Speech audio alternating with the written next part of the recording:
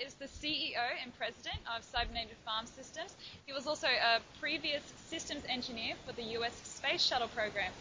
He's an international speaker, and he's very excited to be with us all the way from, you're in Florida, right, Douglas? Yes, Orlando, the land of Disney World. Right, all the way from Disney World today. So we're very fortunate to have him here with us, and I'd like everyone to make him welcome. Thank you. I appreciate it. All right. Well, thank you for having me. I appreciate the opportunity to virtually be there in Australia. I do plan on making it one day. It is one of my wife and I's life goals to visit Australia at some point in our lives. But I don't know how familiar you are with what Cybernated Farm Systems CFS is all about, but the video that you watched before I showed up gives a pretty good explanation as to our objectives and our goals. We don't solve all the problems, but I don't necessarily believe that there is, when it comes to agriculture, one amazing solution that's going to cover all the dynamics. And so we're offering what we're planning to put together is a solution that fills a specific requirement, a specific niche. Now, over time, those requirements might change, and fortunately, what we're trying to do is a modular, adaptable concept so that we can change and adjust as necessary. But as you can see, what we're looking at doing is creating off-grid aquaponic smart greenhouses. Just like you have a smart grid, you have a smart house that a computer controls the thermostat, and now they've gotten so advanced with homes that you can use an app and turn on and off your lights and even monitor your children to make sure they don't set the kitchen on fire. So you've got all these bells and whistles, technologically speaking, that enhance the capabilities of where you live or even what you drive with the smart cars. And I don't mean the little tiny smart car, I mean Google Car and things like that, where automated technologies can let a car drive on its own. And so we're incorporating that mindset into agriculture. Now, specifically speaking, we're trying to address regions of the world where traditional agriculture isn't exactly easy, but we're also not trying to be so industrially large that we require 100,000 square foot warehouses that take up a huge footprint on the ground. Our focus is more about local production and local distribution. Greenhouses that are just about the right size to facilitate the needs of a neighborhood or a small village community in, say, sub-Saharan Africa or rural India. Now, a lot of people ask, where did this idea come from? Where did Cybernated Farm Systems spawn?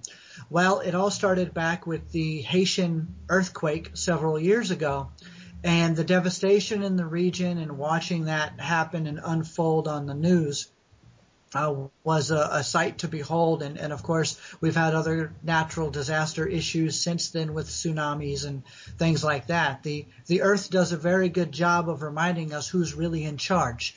And regardless of our ego, Mother Earth has the ability to smack the crap out of us pretty good. And so one of the best things to do is to figure out ways to handle those scenarios. In the case of an earthquake like Haiti at the time, you've got a damaged and obliterated infrastructure. Not that they had the best infrastructure to begin with when it comes to power and water and things like that. And at the time, I knew about a gentleman named Dr. Kushnievis who has developed a system called contour crafting, which is effectively a giant 3D printing robot that can build a house in about 24 hours. You upload the blueprint to the computer, and it slowly prints out a house for someone, and then it can roll down the path and crunch out another one, and then crunch out another one, almost like an industrial line setup. Kind of an amazing concept that he has a small prototype for in his lab at the University of Southern California, where he is a professor.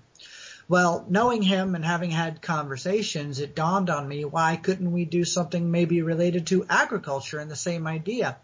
In a disaster relief scenario, you have broken soil, rubble, water is polluted and or damaged in various ways, no power.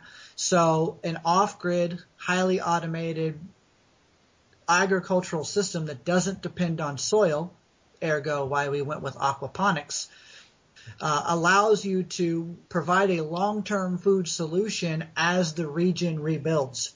And thinking long-term, because I like to think in generational scales with products and things that should be made to help the human experience. Developing something that is not just a buy and drop like they do with food relief, where they just send bags of food. That is helpful to a certain extent, but that does not provide a long-term solution to the region. So what we've designed and what we're tweaking and recreating here is kind of Earth in a box, with a lot of sus pluses. Now, from the video, I'm sure you saw the various sus plus components that come with a CFS concept, where we can plug into and clean polluted water bodies if needed, where we can possibly provide excess energy to the region if needed. So there are little bells and whistles that we can add to the building, basically at the customer's request. Whatever they need, we can do that, but it's with that long-term thinking in play. Okay, thank you, Douglas. Okay, did anyone have any questions to ask at the moment? Okay, Pia just asked, in terms of pollinating the fruit and vegetables within the system, how would you go about that? Good question. Very good question. Obviously it depends on what we're growing. If we can do cross-pollination from plant to plant within the system itself, we can try to do that. I would actually like to defer some of that to my aquaponics specialist, who is also familiar with all the plant species and varieties. But we could, for example, build in a beehive system. Where the region is and what they have on location, like what sub-Saharan Africa might have as far as pollinators, butterflies, and stuff like that flying around probably isn't as great as it would be, say, in the rural countryside of France, or who knows what they would have, say, in Scandinavia, up in Sweden somewhere. So where we are, being a customizable building, we'll have to look at what kinds of options we can include in the building to help facilitate that.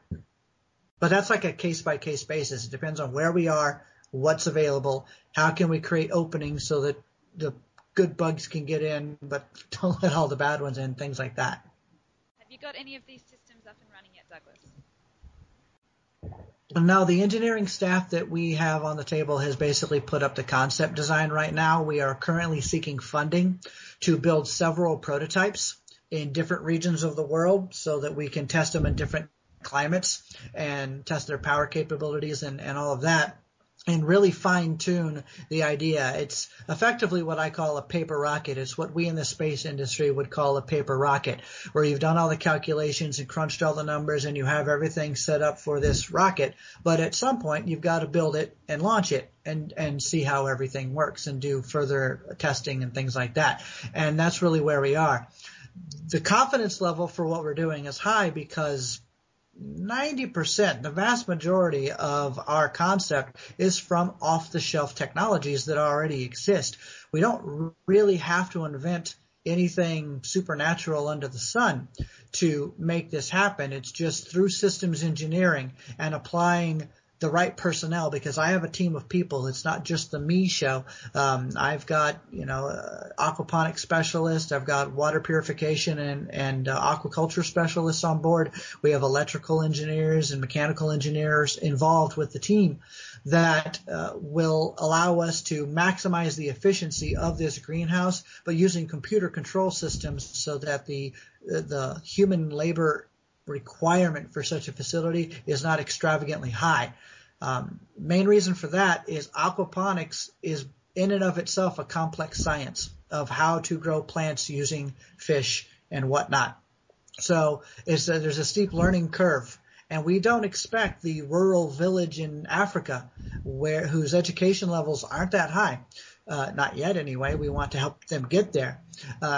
Aren't that high that to suddenly know how to masterfully manage this building. And that's why the technology is there, is to do most of the work for them and teach and train them as they go. We're having an entire educational platform built into the building, so the building will teach them how it runs itself, so that they, after a couple of years of running this thing, they will be clean energy experts, water purification experts, aquaponics experts, just by working with the building itself. But we don't have one yet. We're trying to get the funding for prototype development.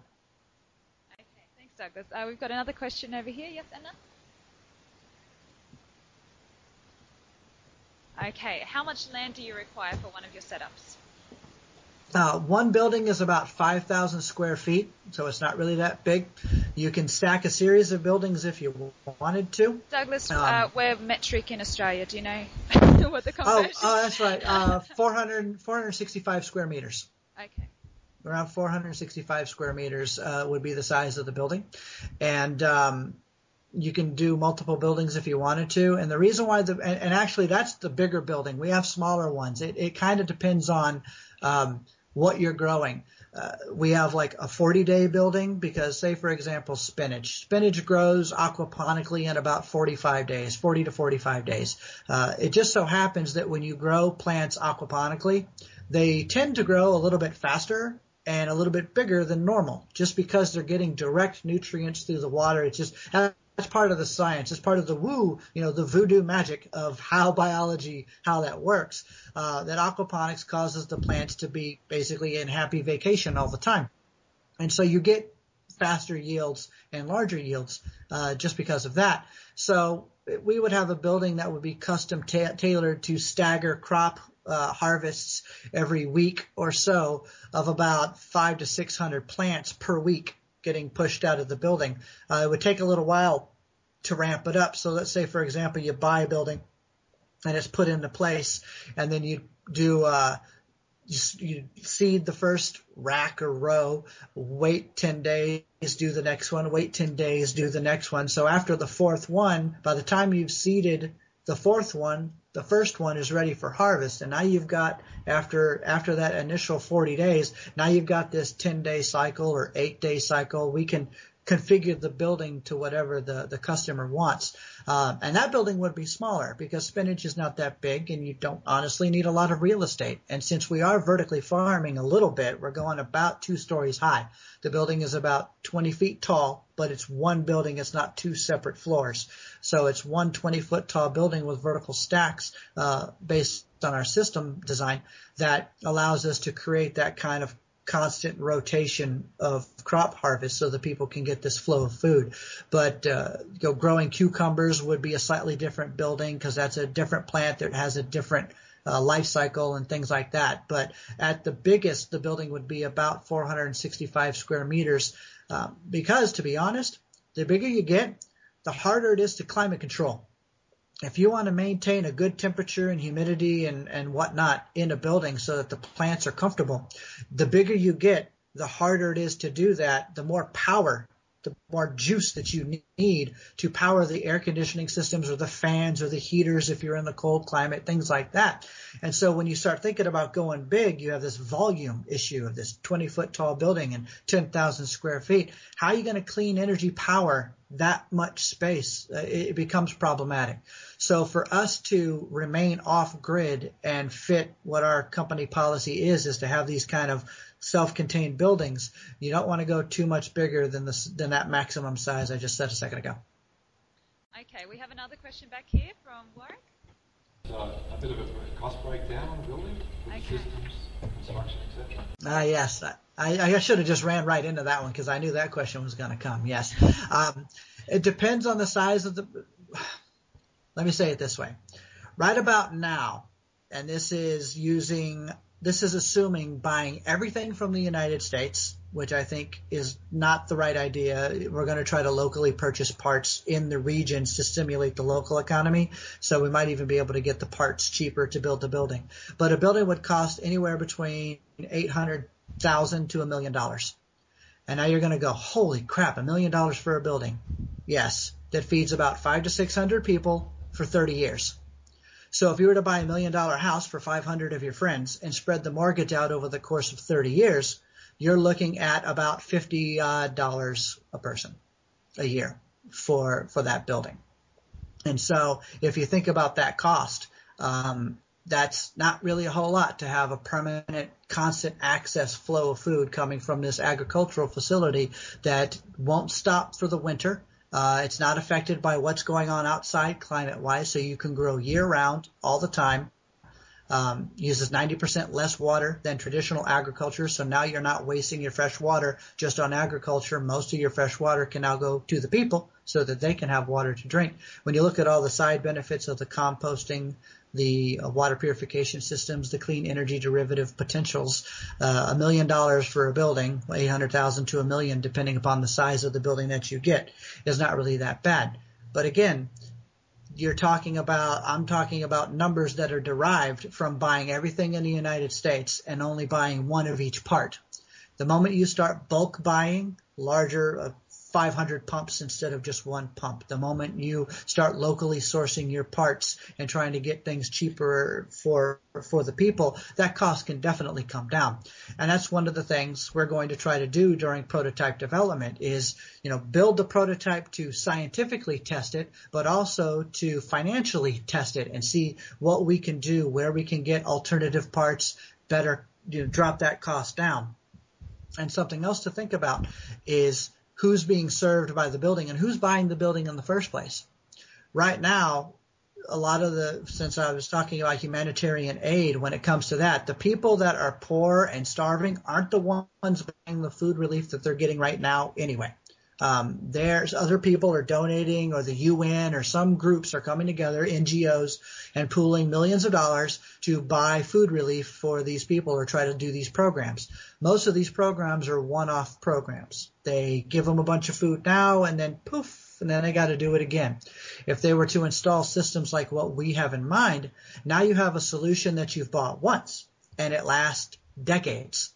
And will constantly provide food for them and have long-term warranty programs. And that's another thing that's included is the ability, we're taking care of the system with them and for them up to a certain point. If up to and including, if we can, providing 3D printers in the building so that the building can print off its own parts if something simple breaks. Then they can print their own part that day and stick it in the system and have it up and going again. Things like that have already been thought of to try and mitigate that long-term cost factor. What about security issues?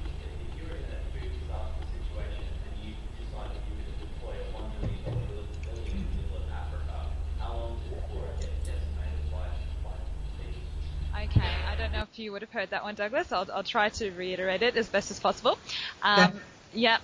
Now we have a question about the security of the buildings. If you're in an area where there might be thieves or problems with I mean, that's the main.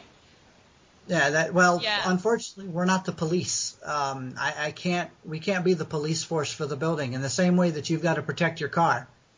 Or whatever. It's not like when you buy a vehicle that it comes with a security guy walking around your car for you.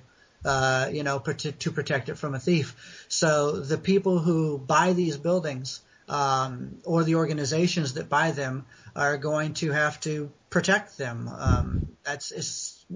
We can't do it all, and we can't be the police force for our systems. They have to, and so that's also going to limit where they can go. For example, I doubt very seriously we would be dropping CFS buildings in Syria anytime soon. It would be catastrophic. It'd be putting in a nice technological solution that would be probably destroyed within a couple of weeks because it's helping people. And, there's war-torn areas of the world that honestly need to get fixed. And as much as I want to save the lives of every suffering human being on the planet, that's an unrealistic and emotionally draining concept to try and think about it that way. So where these buildings would go would have to be in places that are mostly stable, or if nothing else, neighbors that are stable to a region that's unstable so that the food can then be shipped a much shorter distance to get to the people to help them. But we cannot be the police force for the product and provide the product at the same time. Portability a viable option? Okay, is portability a viable option? For the smaller buildings, it might be. When you've got about 460 square meters, that might be difficult to put a wheelbase on so you can move it around. But keeping in mind, these buildings are modular in scope, so the greenhouses themselves are aluminum-based erector set kind of greenhouses, the kinds of things that 10 or so people could put together with the proper tools in a couple of days, or maybe even a day, depending upon the size of the greenhouse. And the components on the inside are also modular. So as long as they've got the ability to move stuff around with dollies and whatnot, it can be assembled and disassembled and moved relatively easy. But it's not like it's a mobile home or a portable system with wheels that can be driven around. It's not that small of a scale. Could you briefly describe your composting techniques? To a certain extent. That's not exactly my field of expertise, but what we're doing is using vermiculture where we have worms. So take 55-gallon drums and any of the leftover biomass that comes from the vegetable products that we'd be growing, or the fruit products that we'd be growing, and put that in and let them do their magic to help create the compost from that. And as far as I know, that's my limited scope of knowledge on that. Again, that's why I have he's a permaculture, aquaculture, and aquaponics specialist who's currently working on his master's and his PhD in the subject, but using technologies to make that happen. So that's where the composting bit would come from. Like on the site of about 450 meters square, how many people do it is required to actually work with, or is it all self-automated? Is this completely automated? Is there anyone that's going to be working on the system at all? Yes, it's not completely automated. That would be prohibitively expensive. If you think $1 million is expensive for the building, which when you divide it amongst the number of people being served, it's really not. But even if you did think it was expensive being $1 million, if I were to fully automate it with robotic arms and all of that, now you're looking up to $3, $4, and $5 million for just one building, because those robotic arms just by themselves, if you want them to pick plants or any other industrialized systems, are hundreds of thousands of dollars per device. And you would have to have multiple devices in the building to do the work. So no, it's not completely automated, but a staff of about three or four people could most certainly manage the entire building. That's why we say it's highly automated, but not completely automated. My original goal was to do it completely automated. That was the Star Trekian pipe dream. However, real life has a tendency to smack you really quick. And you realize that cost-wise, since you were still beholden to the almighty dollar, it's prohibitively expensive to try and do it that way. And so we've dumbed it down a little bit, not even dumbed it down. It's still a relatively smart building, but harvesting, for example, would be done by people. But the way we've got the configurations of the grow racks and the way they move around and stuff, it's going to be relatively easy for the people to do what they need to do. It wouldn't be back-breaking work. And so 2 or 3 people, 3 or 4 people, depending upon the size, if you have the bigger building or the smaller building, could most certainly handle it. Considering the designated areas they're looking to deploy these things, there's usually a surplus of labour because people, everything's screwed. Wouldn't they be better off reducing the cost by reducing automation and employing more people in the local area? Well, I guess that's one of the fundamental questions, isn't it? We're always worried about the jobs at the expense of the efficiency of the system. No, our systems aren't going to create hundreds and hundreds of jobs, not from the building itself. Now, if a group of people were to set up the buildings in a certain way, they could turn it into an agricultural production center, and they could sell the food, which would then require jobs and people to move the food around the city or the local area or something like that. If the buildings got put into restaurant chains, that could help make the restaurant chain even better, and maybe they'll open up new restaurants, and that could create jobs. There's a lot of ancillary jobs that might come from the building, but we are not in the business of creating a lot of jobs. We're in the business of feeding people, especially people that are starving to death and have no educations. That's the primary goal, is to get them food so that they can learn, so they can go be something. I do I want to address this notion about jobs when it comes to agriculture. In the 21st century, how many people really are farmers now? I mean, look at how much agriculture has drastically reduced as far as being a job. You go back a couple of 100 years and a lot of people were farmers, and now it's like, what, 1% of the population are farmers. And so that's kind of a form of employment that's going away.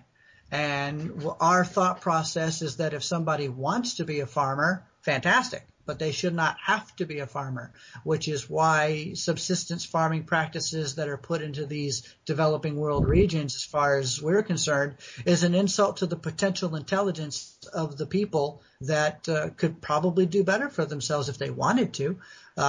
So giving them a food option to where they don't have to labor over the building, and they could get their educations through other aid programs and then go to college and become whatever else they wanted in the world, whether that's technologists or writers or whatever the case may be. It gives them the potential to do so.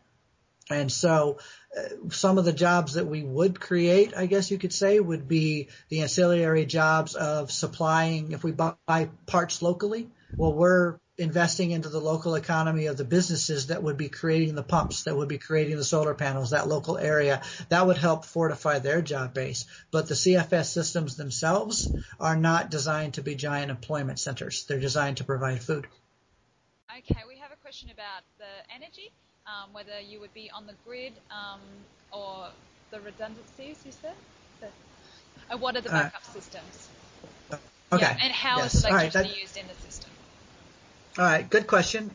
So we are definitely working to be off-grid using a combination of solar, wind, and an industrial battery bank system. Keeping in mind that the majority of the building is passive. It uses regular sunlight and gravity feed systems to get water to drain down and things like that. And so it's not as power hungry as one might think. We do have some LED supplemental lighting involved, but it's not so much of a power draw that it becomes problematic. And so for the most part, nature does the work. But for the power that we do need, we've got a 3-level system of solar, wind, and battery. And if possible, based on location, again, we're going location dependent. If we can put it by an ocean and pull wave power and figure out a way to partner with a company to put wave power systems and connect that to the building, we'll definitely do that. If we could do ocean thermal conversion, we'll do that. If we can do geothermal by tapping a thermal vent in a particular region, we'll do that. We'll try to use whatever clean energy option is available based on where the location of the building is. But for most intents and purposes, it's a combination of solar, wind, and the batteries. The batteries are basically the workhorse. They're the ones that actually power the vast majority of the system.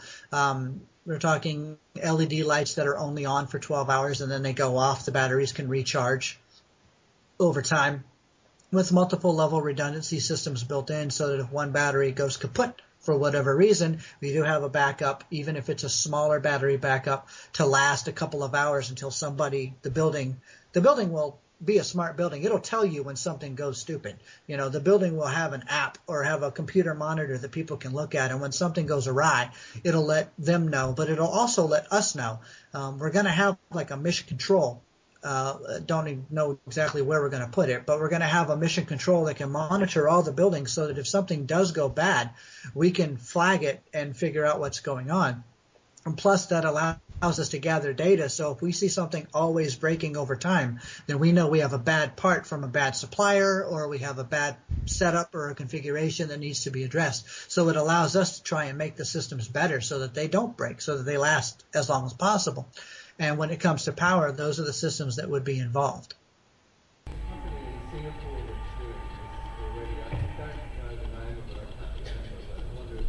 Members is aware of a similar project going on in Singapore, and it's being done in Singapore because so they don't have to import lettuce from China, for example. And he's just wondering if you're familiar with this project. I'm not familiar with the project, but the story sounds familiar. For example, we have talked with and will be working with people in Cambodia. I have several letters of interest from high-ranking officials in Cambodia, industry and government, who are basically echoing that same thing. The region of Cambodia is also very dependent on import of food because they go through these really heavy rainy dry seasons, and when it's a dry season it's terrible for their agriculture, and so they have to import a lot of foods during that particular time.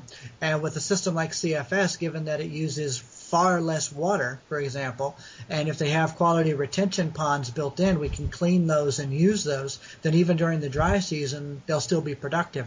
And so what the person mentioned about Singapore sounds very similar to the same reasons why Cambodia is interested in what we're providing. I don't know what Singapore is doing or what systems they have involved, but honestly, I'm not quite that surprised because the world is starting to wake up to the fact that we cannot keep just doing what we've been doing agriculturally, same old, same old. We're killing the soil, all the runoff, the pesticides, the chemicals, all the frankenfood that's being grown in all these different ways by trying to, cling on to this old way of doing things. And the agricultural revolution, version 2.0, a shift in the agricultural paradigm is coming. And I recently went to attended and presented at a conference in Abu Dhabi where you've got companies like Philips that are starting to really focus, the lighting company are really starting to focus on LED lights, highly efficient LED lights that are spectrum specific for plant growth, for even certain plants, different spectrums for different plants. So they're realizing that indoor hydroponic and aquaponic growing systems are becoming the way of doing things. And when you start talking about vertical stacks and putting vertical farms and skyscrapers and converting old warehouses and doing things like that, that's more of an in-city base. That's not exactly what we're trying to tackle, but that's starting to manifest. So I'm not surprised by something like that starting to come up in Singapore. I can't compare what we're doing to what they're doing because I don't know what they're doing, but it makes sense. What's the life of the plants? Has it got any vulnerability in relation to elements like life? And also, what issues are in the life cycle of the Okay. Has any consideration been given to the overall life cycle of the whole process? Yeah, absolutely. I personally want to push the building to last 50 plus years with minimal maintenance, or like I said, putting in 3D printing systems so that if small parts break, that people can print off their own needs. So that the downtime is minimalized. You're going to have wear and tear on any technical system. You have the same thing with traditional farming. You've got tractors that break, and they last, a good tractor lasts what? Depends on what you buy and where you buy it from, 5, 10 years maybe or so. Will it rust out? How often do you have to change the oil in your tractor? So you've got to start looking at all the little costs that go into maintaining a traditional farm. A lot of those can be mitigated since we're in a climate-controlled environment, not subject to the crazy weather on the outside.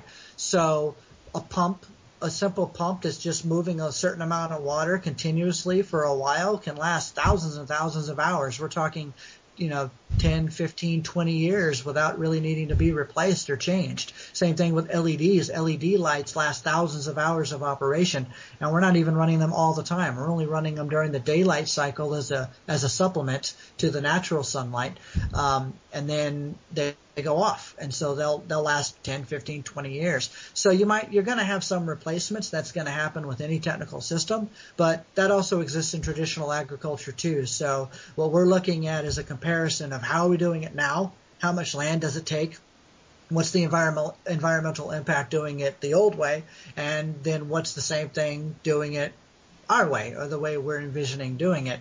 But the purchase, I guess you could say, purchase life cycle is like a 30-year mortgage. So we could set up arrangements with potential customers to do a 30-year buy of the building. So they would pay they could do all at once, or they could pay annually or monthly for the building. very much like you would a mortgage for a house or something like that. But the life cycle of the building itself, we want it to last 50 odd plus years, as long as we can possibly get it to go. I mean, really, it's fish tanks and grow beds.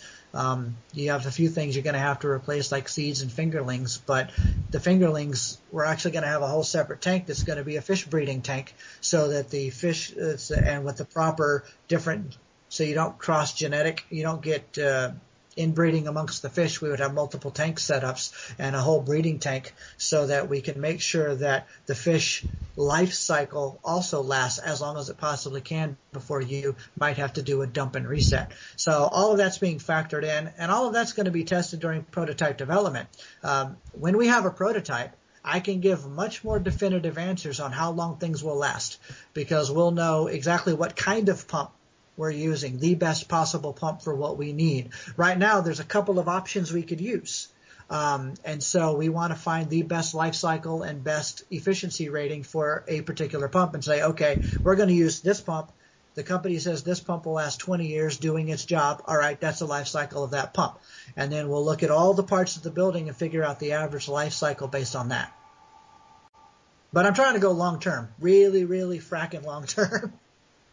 Okay, your project focuses on hydroponics. Where would you source your water in dry, deserted areas? All right, well, aquaponics, because it's the fish tank bit too. It's not just the hydroponics, which is uses the chemical additives. But all right, so a building will come with a preset. So let's say we're in the middle of a desert that has no water resources whatsoever. All right, there's a couple of ways to collect water anyway, because even a dry desert is not as dry as people think, because there is moisture in the air. You can collect moisture evening cycle, night cycle through dew extraction. You can also do condensation collection off of the HVAC system. So when you run your air conditioner for your house, it's spitting out water out the back. That's one of the things it does. We can collect that, bring it back into the building. So we're recycling. The building itself recycles and retains as much water as it possibly can through wicking systems, sponge systems, all kinds of different ways, so it can maintain its own water balance. But it will also have enough water for its main tank, a reserve tank, and a fill tank. It'll have rain collection systems built into it, so when it does rain, it can have artificial aquifers built in if that's what we have to do. You're getting into now, we would have to do an analysis of the weather patterns of the region and figure out exactly how much rainfall it gets, how many tanks we're going to need to maintain an annual water balance for the building, so that even if it only gets rain for 1 or 2 months out of the year, how many water tanks can we put in the building so that we have enough to do the job.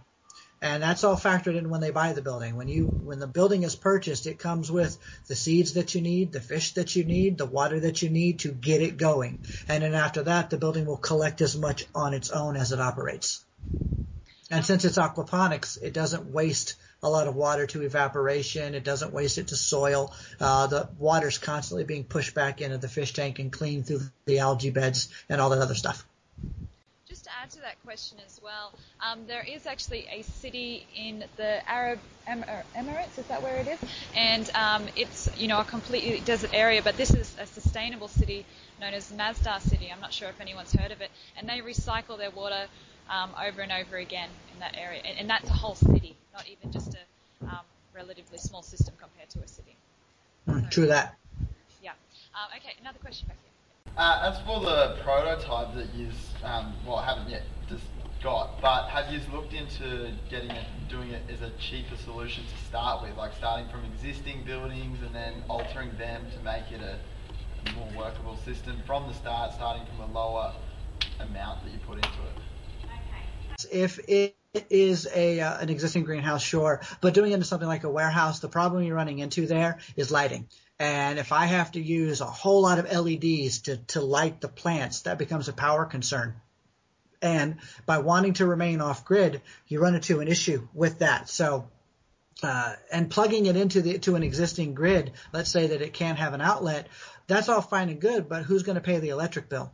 Is the warehouse going to be big enough to provide food and potentially generate enough income so that the people can sell the excess produce? Would that be enough to pay for the electric bill or the water bill, stuff like that? So there's a lot of factors that go into that. So an entire consulting team would have to be put together and look at the area in question and really figure out, is it worth it to use an existing building or whatnot, or is it in the long run smarter and more efficient to just build something from scratch that is designed to be as all-encompassing off the grid as what we have in mind. So it's again, a consulting case-by-case scenario. I'm not against it, but we'd have to figure out each individual case.